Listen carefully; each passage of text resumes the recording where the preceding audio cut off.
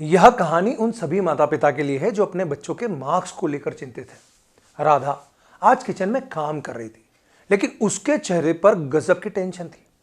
तभी पीछे से लौटा अनिल। अनिल ने कहा, राधा आज तो मजा आ गया, हमारा मुनाफा बहुत बढ़ गया।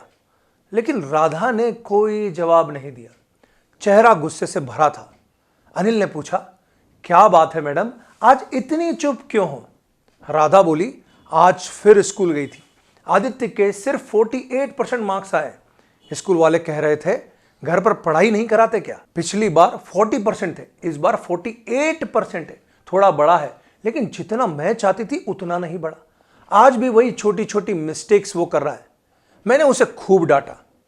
अनिल मुस्कुराया और बोला, तुम्हें पता है मैं आज क्या खुशखबरी लेके आया हूं? राधा बोली, अब तुम भी बताओ। अनिल ने कहा, आज हमारा बिजनेस जो नुकसान में था उसका प्रॉफिट 4% बढ़ गया।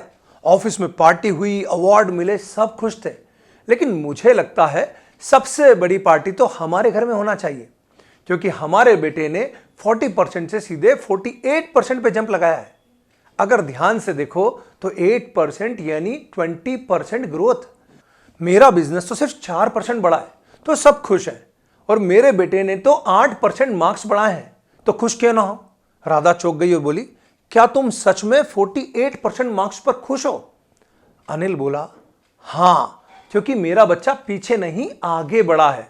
अगर आज हम उसकी तारीफ नहीं करेंगे तो कल उसे मोटिवेशन कहां से मिलेगा? राधा को धीरे धीरे सब समझ में आने लगा। उसने महसूस किया कि कोई भी बच्चा सीधे 40 से 80% पर नहीं पहुंच सकता। वह बढ़ता है 40 से 45, 50, 55, 60% तक। उस दिन दोनों माता पिता आदित्य के पास पहुंच गए। अनिल ने कहा, बेटा आज तुम्हारे मार्क्स में 8% बढ़े हैं, यानी 20% की ग्रोथ हुई है। और मेरे बिजनेस में भी 4% का फायदा हुआ है। चलो आज शाम को पार्टी करते हैं।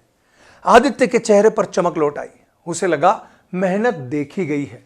दोस्तों, हमें भी समझना होगा, हमारा बच्चा एक ही बार में टॉपर नहीं बन सकता है, लेकिन अगर उसके 2%, 3% या 4% भी बढ़ते हैं तो उसकी मेहनत की तारीफ बहुत जरूरी है, क्योंकि तारीफ से मोटिवेशन मिलता है और मोटिवेशन से अगली मेहनत। सच बताइए, हमारे एजुकेशन सिस्टम में किसकी तारीफ होती है? सिर्फ उस बच्चे की जिसके 70-80% से ऊपर मार्क्स आते हैं। इसीलिए अच्छे बच्चे और अच्छे बनते जाते हैं और कमजोर कमजोर ही रह जाते हैं।